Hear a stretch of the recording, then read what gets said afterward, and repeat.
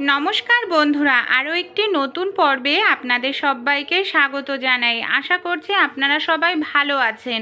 আমাদের মহিলাদের সংসারে সকাল থেকে রাত পর্যন্ত হাজার একটা কাজ করতে হয়, কাজ শেষই হয় না। কিন্তু আমরা একটু যদি বুদ্ধি খাটিয়ে করি, কাজগুলো কিন্তু জলের মতো সহজ হয়ে যাবে, সময়ও কম লাগবে। চলুন এমনই কিছু ছোট ছোট টিপস দেখে নিই। প্রথম যে টিপসটি শেয়ার করছি, একটি পাত্র নিয়েছি, পাত্রের মধ্যে 1 চামচ পরিমাণ নুন, সামান্য পরিমাণ রিফাইন তেল আর একটু জল দিয়ে দিলাম।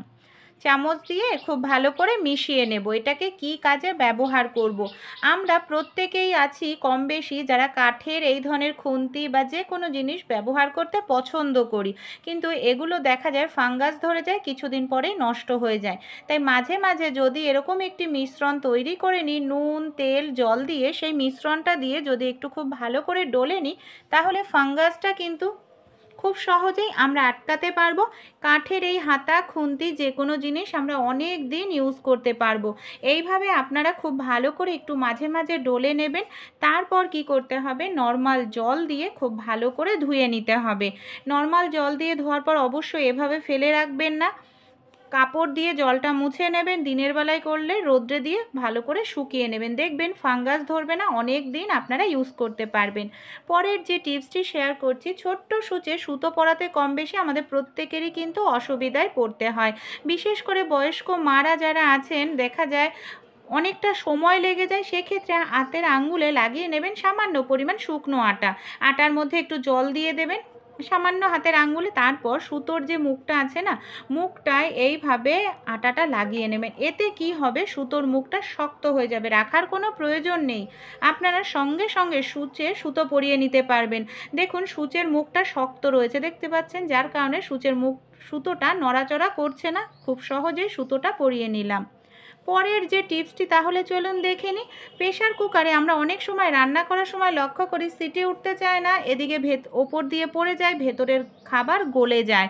তাই এই সমস্যাটি হলে কি করব যাতে সমস্যা না হয় আর খাবারটাও ঠিকঠাক মতো সেদ্ধ হয়?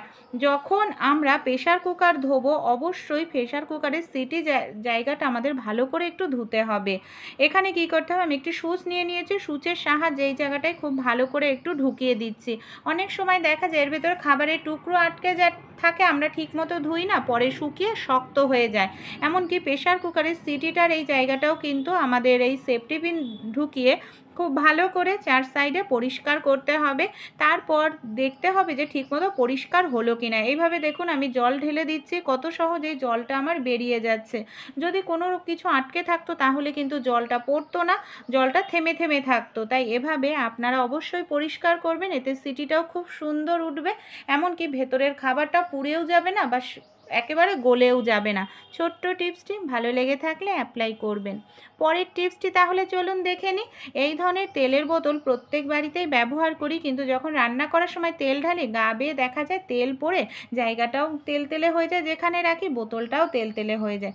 তাই আমাদের চুলের একটি এই ধরনের পুরনো গার্ডার যদি আমরা বোতলের এই ঢাকনার মুখে আটকে দিই, যখনই তেল ঢালবো সামান্য তেল পড়লেও গার্ডারটা অ্যাবজর্ব করে নেবে, বোতলটা তেলতেলে হবে না, জায়গাটাও পরিষ্কার থাকবে। তাছাড়া এরকম ধরনের একটি কন্টেনারের ঢাকনা যদি বোতলের জায়গাটা থাকবে একেবারে পরিষ্কার পরিচ্ছন্ন, কোনো রকম তেল চিপচিপে ভাব কিন্তু হবেই না। পরের যে টিপসটি, আমরা অনেকেই যে ভুলটা করি, লঙ্কা এইভাবে বেছে পলিথিনের মধ্যে ফ্রিজের মধ্যে রেখে দিই, কিন্তু দেখুন এইভাবে রাখলে লঙ্কার মধ্যে জল জমতে শুরু করে, লঙ্কাটা কিন্তু পচে যায়। আর জিনিসপত্রের এখন অনেকটাই দাম বেশি, তাই যে কোনো জিনিসই কিন্তু আমাদের নষ্ট বা অপচয় করা উচিত নয়। এইরকম সমস্যা হলে আপনারা কি করবেন, এরকম ধরনের একটি কন্টেনার নিয়ে নেবেন, তার মধ্যে এরকমভাবে পেপার নিয়ে ভাঁজ করে নিচের দিকে পেপার দিয়ে দেবেন। তারপর পলিথিনের লঙ্কাগুলোকে আপনারা এইভাবে কন্টেনারের মধ্যে রাখবেন। আরও একটি কাজ করতে হবে, ওপরেও আবার একটি পেপারের টুকরো দিয়ে দিতে হবে। এরপর ঢাকনা দিয়ে যদি আটকে দেন, যদি কোনো কারণে ঘেমে ভেতরে জলও জমে, পেপার অ্যাবজর্ব করে নেবে, আপনাদের লঙ্কাগুলো পচবে না, এমনকি ভালো থাকবে। চলুন পরের টিপসটি দেখে নিই। আদা আমরা কম বেশি প্রত্যেকেই খাই, কিন্তু দেখা যায় আদা যদি বাইরে রাখি, আদাগুলো শুকিয়ে যেতে থাকে, রসটা শুকিয়ে যায়, গন্ধটাও ঠিক থাকে না। তাই কিভাবে আদা আদাগুলো ফ্রিজে না রেখে 2-3 মাস আমরা বাইরে ভালোভাবে স্টোর করে রাখতে পারবো। একটি কন্টেনারের মধ্যে আমি নিয়ে নিচ্ছি বেশ কিছুটা নুন। আদাগুলোকে অবশ্যই আগে আমি জল দিয়ে ধুয়ে ভালো করে পরিষ্কার করে মুছে নিয়েছি, কারণ নুনটা না হলে আমরা ইউজ করতে পারবো না। এইভাবে যদি নুনের মধ্যে আদা রেখে দেন, দেখবেন আপনাদের ফ্রিজে রাখার প্রয়োজন নেই, আদাটা ফ্রিজের বাইরেও 2-3 মাস ভালো থাকবে। এমনকি নুনটাও আপনারা ইউজ করতে পারবেন, যেহেতু আদাটা পরিষ্কার। তাই টিপসটি ভালো লেগে থাকলে অ্যাপ্লাই করবেন।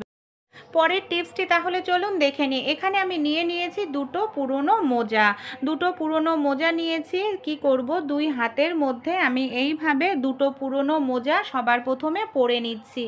এবার আমি নিচ্ছি দুটো পলিথিন 2 হাতে না আমাদের এইভাবে পরে নিতে হবে। এমনকি রাবার ব্যান্ডের সাহায্যে পলিথিন দুটোকে আমি খুব ভালো করে দেখুন এইভাবে আটকে নিচ্ছি। আর এক হাতেও দেখুন এইভাবে পলিথিনটা পরে রাবারের সাহায্যে আটকে নিলাম। কি কাজে ব্যবহার করব চলুন দেখে নিই। প্রত্যেক মহিলারই তো রান্নাঘরে কাজ করতে হয়, থালা বাসন মাজতে হয়। অনেকেরই দেখা যায় হাতের মধ্যে সাবান লাগার কারণে, বাসন মাজার সাবান লাগার কারণে হাতে ইনফেকশন হয়ে যায়, র্যাশ উঠে যায়, অ্যালার্জি উঠে যায়। সেক্ষেত্রে ডাইরেক্ট তারা সাবান ধরতে পারে না, গ্লাভস ব্যবহার করতে হয়। গ্লাভসের অনেকটা দামও কিন্তু পড়ে। তাই এইভাবে যদি একটি পুরনো মোজা হাতের মধ্যে পরে নিয়ে তারপর প্লাস্টিক পরে নিয়ে বাসন মাজা হয়, যে কোনো বাসন খুব সহজেই পরিষ্কারও হবে। এমনকি সাবান কিন্তু আমাদের হাতে কোনোভাবেই লাগবে না। এইভাবে হাতও আপনাদের একেবারে পরিষ্কার পরিচ্ছন্ন নরম থাকবে। সবার প্রথমে জল দিয়ে আমি এইভাবে আলতো করে দেখুন ধুয়ে নিলাম সাবানটাকে। তারপর আমি এইভাবে পলিথিন আর মোজাটাকে খুলে নিচ্ছি। দেখুন হাতটা পুরোপুরি শুকনো। এবার জল দিয়ে বাসনগুলোকে আবার খুব ভালো করে একটু ধুয়ে পরিষ্কার করে নেব। ছোট্ট টিপসটি ভালো লাগলে অ্যাপ্লাই করে দেখবেন।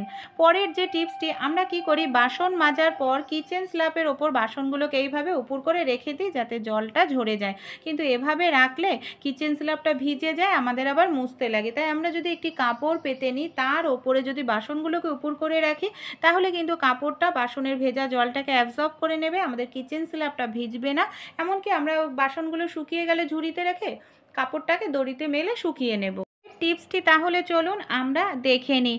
আমরা প্রত্যেকেই কি করি, বাসন মাজার পর বাসনগুলোকে এইভাবে ঝুড়িতে রেখে দিই। কিন্তু এইভাবে ঝুড়িতে রাখলে রাত্রিবেলায় দেখা যায় আরশোলা, ইঁদুর, টিকটিকি বাসনের ওপর দিয়ে চলাফেরা করে, যার কারণে তাদের পায়ের মধ্যে যে ব্যাকটেরিয়া জীবাণু থাকে বাসনে চলে আসে। অনেক সময় আমরা আবার বাসন না ধুয়েই কিন্তু খাবার খেয়ে নিই, যার ফলে বাচ্চাদের, বড়দের খুব সহজেই নানা রকম পেটের রোগ দেখা দেয়। এইভাবে খোলা না রেখে রাত্রিবেলায় একটি কাপড় দিয়ে যদি আমরা বাসনের ঝুড়িটাকে এইভাবে ঢেকে রাখতে পারি, তাহলে বাসনের ঝুড়ির ওপর দিয়ে, কাপড়ের ওপর দিয়ে ইঁদুর, আরশোলা, টিকটিকি দৌড়াদৌড়ি করলে বাসনের মধ্যে কিন্তু সেই জীবাণু ব্যাকটেরিয়া লাগবে না। বাসনটা আমাদের পরিষ্কার পরিচ্ছন্ন থাকবে। ভালো লাগলে